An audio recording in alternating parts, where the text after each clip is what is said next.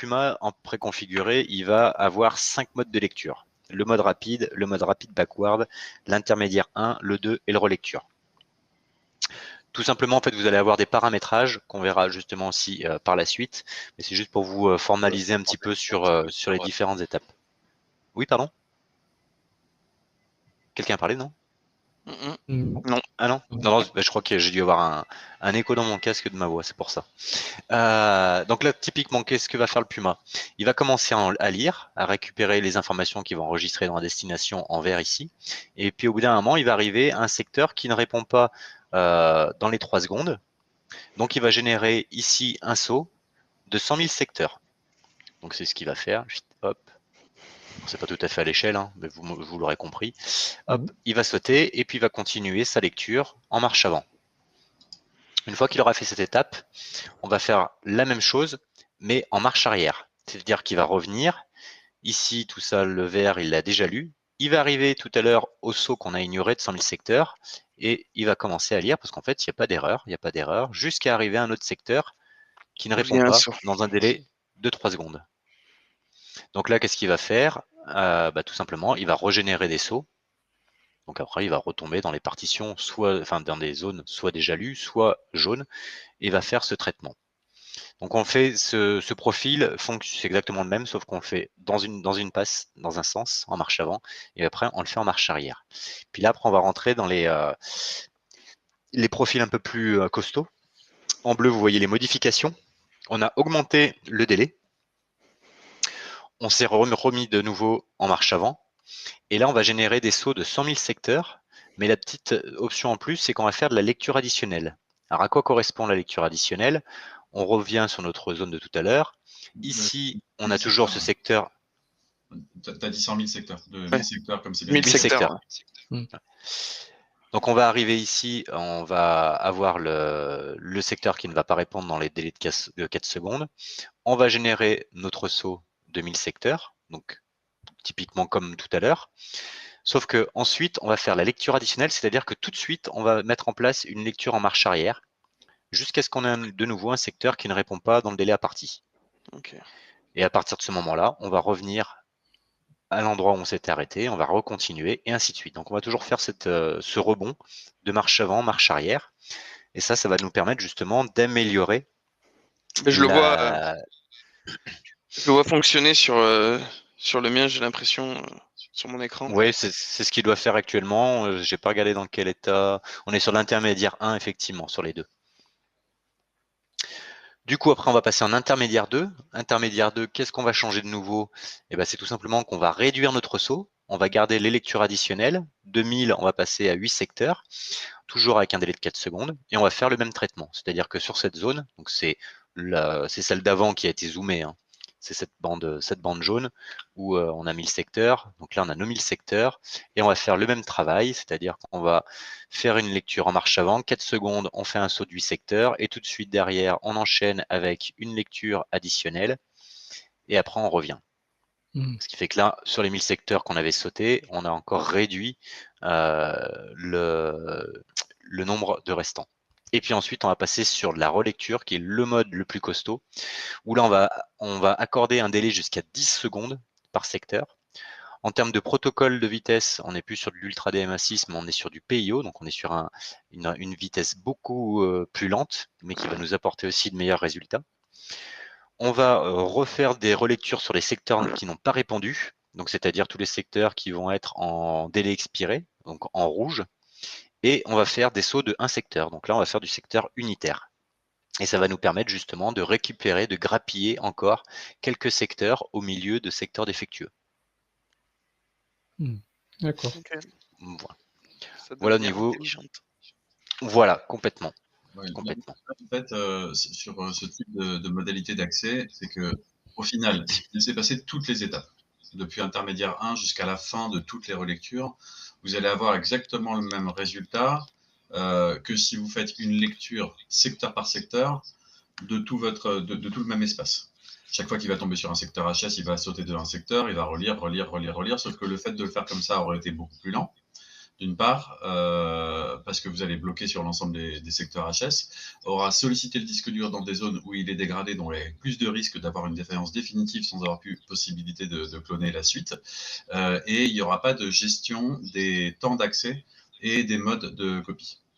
Donc le fait d'utiliser le Puma Cloner de manière systématique vous prémunit de ça. Ça, on revient un petit peu en arrière tout à l'heure en disant toujours au Puma, c'est que la Smart, elle vous indique un état actuel du disque dur, mais seulement des erreurs qu'il a rencontrées.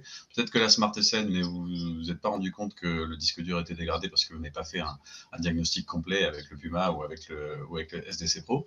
Et au moins, au moment où vous allez attaquer la partie clonage, s'il rencontre des secteurs HS, c'est lui qui va appliquer les actions correctives de manière à pouvoir avoir un process qui soit le plus sain pour le disque. C'est vraiment notre objectif là-dedans, c'est de vous permettre de maximiser les chances d'accéder aux données essentielles en ayant le moins possible sollicité le disque et le moins possible pris de risque pour le disque dur du client. Là, du coup, je regarde un petit peu les différents Anydesk, je vois que du côté d'Eric, c'est fini. Mais on voit du côté de Yves qui reste encore un petit peu de lecture, il est toujours en intermédiaire 2. Donc il a rencontré plus d'erreurs. Tu vois, au début, la tendance s'est inversée. Tout à l'heure, il a fait des sauts plus gros du côté d'Eric. Et au final, c'était des secteurs qui étaient un tout petit peu plus lents. Les 3 secondes suffisaient pas, il en fallait très certainement 4, une seconde de plus pour pouvoir récupérer l'info. Alors que du coup, du côté de Yves, ça a vraiment changé la tendance. Il nous reste encore 20 000 secteurs. Donc On a 5 justement, secteurs def. sur le mien, là, on voit que donc effectivement, il a arrêté la lecture, mais il a arrêté à 50 et quelques %. Alors Donc, du coup, la table n'est pas complète, quoi. C'est ça. non, là-dessus, on a sorti des nouveautés et sur les statistiques à chaque fois, c'est toujours un peu la galère. Il y a toujours des trucs qui sautent. Donc ça, c'est, j'ai déjà fait un ticket. Il faut que je revoie ça avec Jean-Pierre. La barre de progression en haut peut être erronée.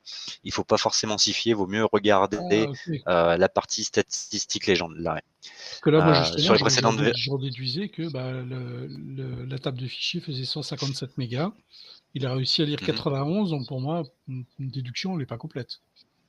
Non, à moins qu'il y ait eu erreur du LBA, on va lui demander de refaire pour voir s'il a vraiment tout lu. Hein. J'ai pas fait attention. Est-ce que hop. Tu peux faire la même chose pour Yves. On était sur des relectures et il restait 20 000 secteurs en relecture, mais j'avais vraiment eu l'impression qu'il y avait eu des lectures qui n'ont pas été notées au départ. À la base, il y avait. Les relectures sont passées très vite pour arriver à la fin du process. Ouais, ça a fait un gros saut. Mais à la base, il y avait quand même 180 000 secteurs à lire. Et là, on est passé sur du 155.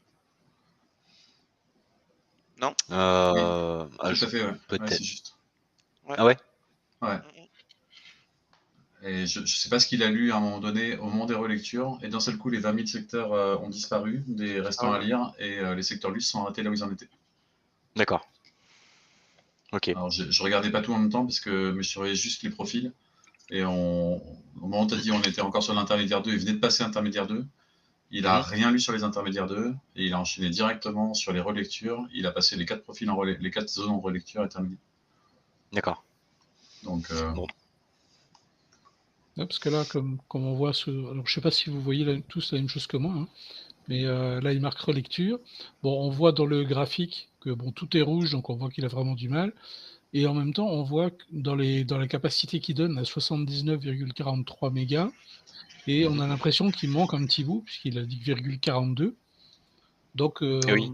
moi, ça me laisse à penser qu'il y a justement, il y aura quelques fichiers de corrompus ou quelque chose comme ça, quoi, dans la table. Alors, de toute façon, quand tu regardes la table des fichiers, ici, comme du côté aussi de Yves, tu as des secteurs def.